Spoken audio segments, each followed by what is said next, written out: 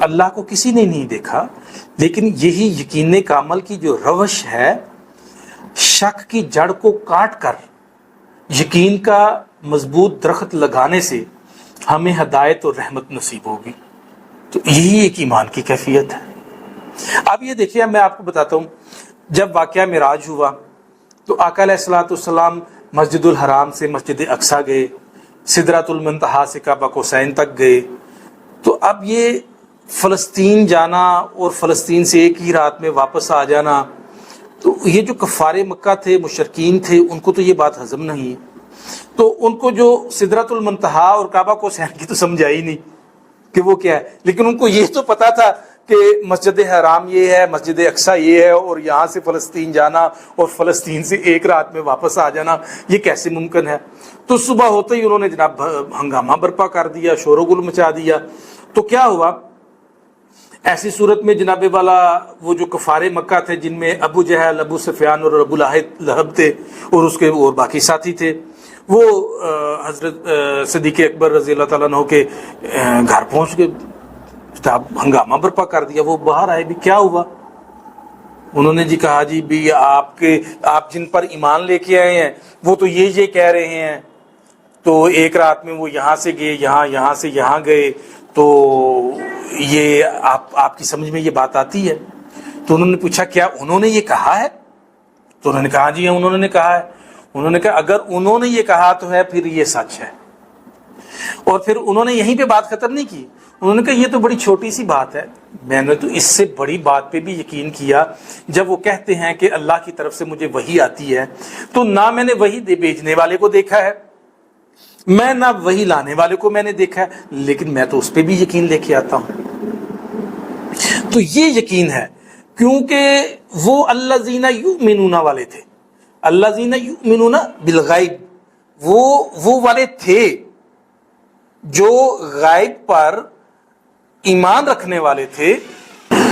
چونکہ حضرت ابو بکر صدیق رضی اللہ تعالیٰ عنہ وہ الذین یؤمنون بالغیب والے تھے، الذین یؤمنون بالغیب کی عملی تصویر تھے، وہ نمونہ تھے وہ اس بات کے۔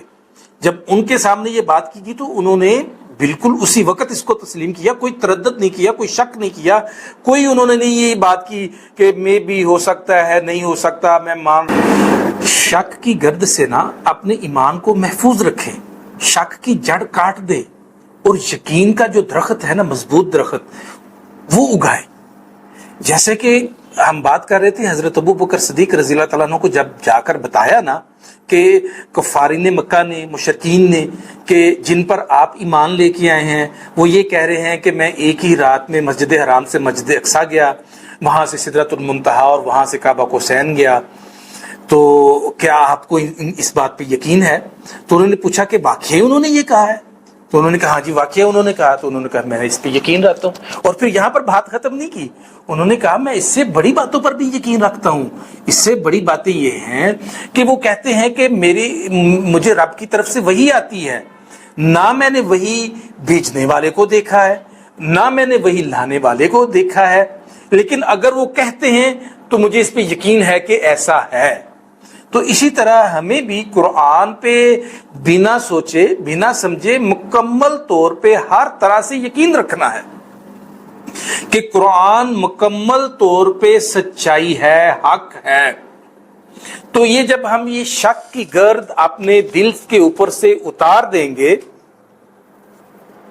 اپنے دل کو جو ہے وہ گرد آلود نہیں ہونے دیں گے شک کی گرد سے، شک کی مٹی سے، شک کی گندگی سے، تو ہمارا دل جو ہے وہ ہدایت کے رستے پہ آ جائے گا، پھر ہم الذین مؤمنون میں ہو جائیں گے۔ تو اب یہ میں دیکھو، جب یہ یقین ہو جاتا ہے نا، یقین اس قدر مضبوط ہوتا ہے کہ وہ کسی بھی چیز سے ٹکرا جاتا ہے۔ یقین پھر کچھ نہیں دیکھتا، وہ پہاڑوں کی چٹانوں سے ٹکرا جاتا ہے۔ حتیٰ کہ آپ کو پتا ہے کہ غزوہ بدر میں کیا ہوا، ایمان والے تھے، یقین تھا، تو یقین والے ٹکرا گئے، اور اس ٹکراؤ میں تعداد تو ایک علیحدہ معنی رکھتی ہے کہ تعداد کم تھی اور دوسری طرف تعداد زیادہ تھی۔ وہ تعداد تو ہمیں آج تک بتائی جا رہی ہے، لیکن اس کے اندر جو مین نقطہ ہے وہ ہمیں سمجھانے والا ہے کہ تعداد اتنا میٹر نہیں کرتی، تعداد آپ کے یقین کو وہ اس طرح سے مضبوط نہیں کرتی. اب یقین کی بات میں آپ کو بتاتا ہوں کہ یقین کی کیا بات ہے.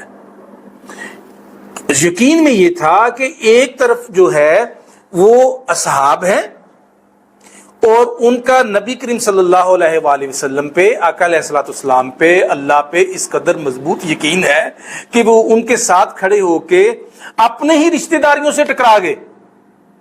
جب وہ اپنے ہی رشتہ داریوں سے ٹکرا گئے تو یہ یقین کا ہی اصل وجہ تھی کہ حضرت ابو عبیدہ بن جراح جو تھے، حضرت ابو عبیدہ بن جراح رضی اللہ تعالیٰ عنہ تھے، انہوں نے اپنے باپ کا قتل کیا. حضرت مصعب بن عمیر رضی اللہ تعالیٰ عنہ جو تھے، انہوں نے اپنے بھائی کا قتل کیا. تو بھئی یہ کیسے ممکن ہوا؟ یہ یقین کی وجہ سے ممکن ہوا. حضرت عمر رضی اللہ تعالیٰ عنہ نے اپنے ماموں کا قتل کیا جو عاص بن ہشام تھے. اسی طرح حضرت ابو بکر صدیق رضی اللہ تعالیٰ عنہ کے اپنے بیٹے عبداللہ سے آمنا سامنا ہو گیا. جب ان سے آمنا سامنا ہو گیا، اب وہ غزوہ بدر کے بعد کی بات ہے کہ ایک دفعہ بیٹھے تھے تو انہوں نے کہا کہ اپنے ابا کو بتا رہے تھے کہ آپ جب بدر کا مارکا چل رہا تھا نا تو اس وقت آپ میری تلوار کی زد میں آ گئے تھے تو میں نے صرف آپ کو باپ سمجھ کے چھوڑ دیا. تو حضرت ابو بکر صدیق رضی اللہ تعالیٰ عنہ فرمانے لگے کہ اگر اس وقت تو میری تلوار کی زد میں آ جاتا نا تو میں نے تجھے نہیں چھوڑنا تھا. یعنی کہ ان کا اللہ پہ یقین، آقا علیہ الصلوۃ والسلام پہ یقین اور ایمان اس قدر مضبوط تھا کہ اگر ان کا بیٹا ان کی تلوار کی زد میں آ جاتا تو انہوں نے نہیں چھوڑنا تھا. تو یہ ہے، یہ یقین والی بات ہے. جب ان کو اتنا یقین تھا کہ جب آپ نے کہا کہ رشین امپائر جو ہے وہ ساری فتح ہوں گی تو ان میں کسی نے نہیں پوچھا کب ہوگی. ان کو یقین تھا اِنَّا فَتَحْنَا لَكَ فَتْحًا مُبِينًا.